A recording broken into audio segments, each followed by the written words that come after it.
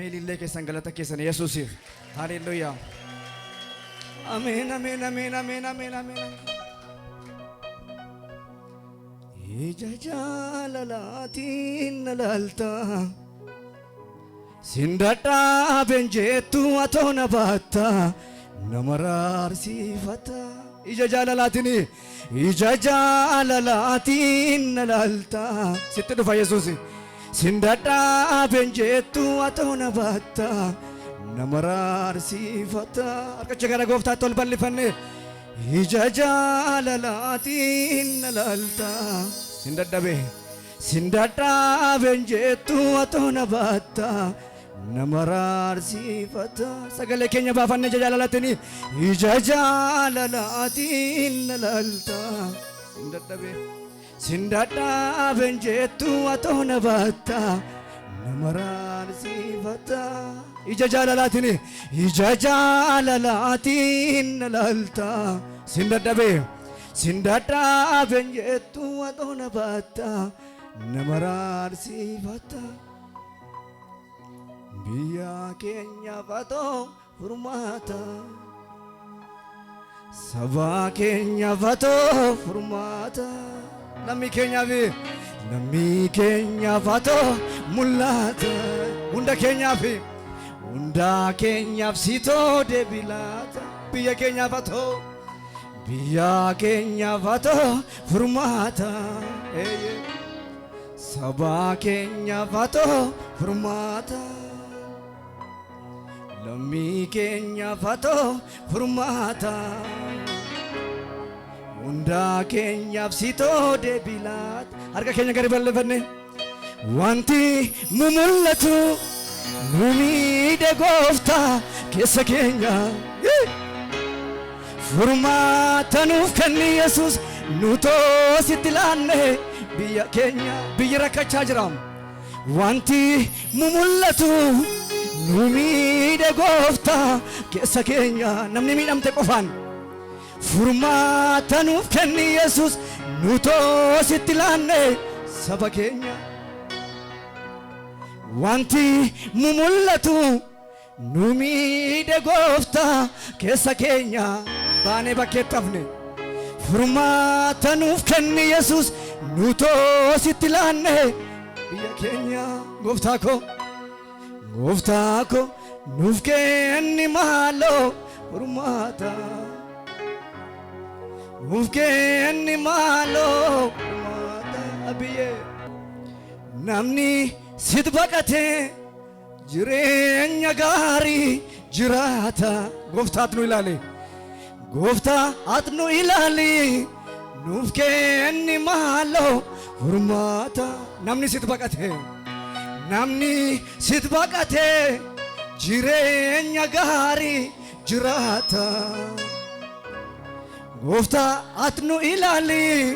Nuuf kenni maaloo furmaata. Wanti mul'atu nu miidhe gooftaa keessa keenya. Furmaata nuuf kenni Yesuus nu toositti laanne biyya keenya. Wanti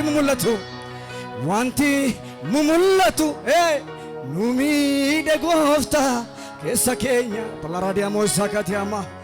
Furmaata nuuf kenni Yesuus nu toositti laanne saba keenya. Gooftaa ko nuuf kenni maaloo furmaata. Nagaan nu barbaachisa. Nuuf kenni maaloo furmaata. Yesuus ko nuuf kenni maaloo furmaata. Abeet. Nuuf kenni maaloo furmaata. Abiyyee ko abbaa ko nuuf kenni maaloo furmaata. Nuuf kenni maaloo furmaata. Nu laali Yesuus ko waaqa jaalala. Sabni kee imimmaan lolaasetu.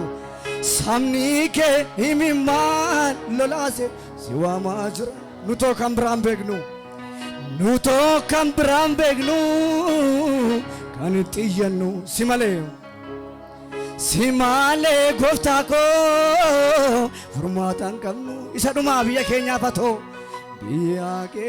fatoo furmaata saba keenyaa fi saba keenya fatoo furmaata lammii keenya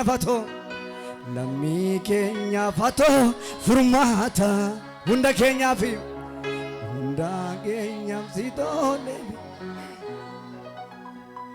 Ibbinni kee har'aa kuni akkasitti ittiin fufu maaliif teesse abdii kutatta Yesuus irraa deebii argatta. Mee ilillee keessan galata keessan Waaqayyoof ilillee keessan mee ol kaanee wal wajjiniin waaqeffanna Waaqayyoon. Abeet abeet abeet abeet abeet abeet abeet abeet say mee ammallee dabalaa ilillee keessan Yesuusiif.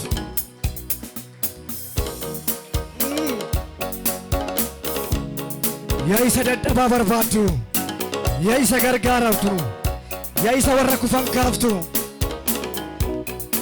Ibbinni kee har'aa kuni akkasitti ittiin fufu maaliif teesse abdii kutatta Yesuus irraa deebii argatta.